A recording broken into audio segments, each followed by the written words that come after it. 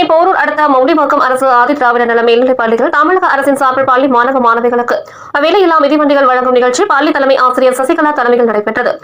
இதில் சிறப்பு அழைப்பாளர்களாக காஞ்சிபுரம் மாவட்ட ஊராட்சி குழு தலைவர் படப்பை மனோகரன், குன்றத்தூர் வடக்கு ஒன்றிய திமுக செயலாளர் வந்தே மாதரம் ஆகியோர் கலந்து கொண்டு பள்ளி மாணவர்கள் 72 பேருக்கும் மாணவிகள் 84 பேருக்கும் விலையில்லா மிதிவண்டிகளை வழங்கி சிறப்புரையாற்றினர். இதில் மௌலிவாக்கம் ஊராட்சி மன்ற தலைவர் திவ்யா சத்யநாதன், ஊராட்சி மன்ற துணைத் தலைவர் வனிதா ராமகிருஷ்ணன், முன்னாள் ஊராட்சி மன்ற தலைவர்கள் வீரராகவன், தீகா பாஸ்கரன், மௌலிவாக்கம் காவல் உதவி ஆய்வாளர் கணேஷ், பள்ளி மேலாண்மை குழு தலைவர் விமலா, துணைத் தலைவர் பாரதி, உள்ளாட்சி பிரதிநிதிகள், பள்ளி ஆசிரியர்கள், மாணவ மாணவிகள் உள்ளிட்ட பலர் கலந்து கொண்டனர்.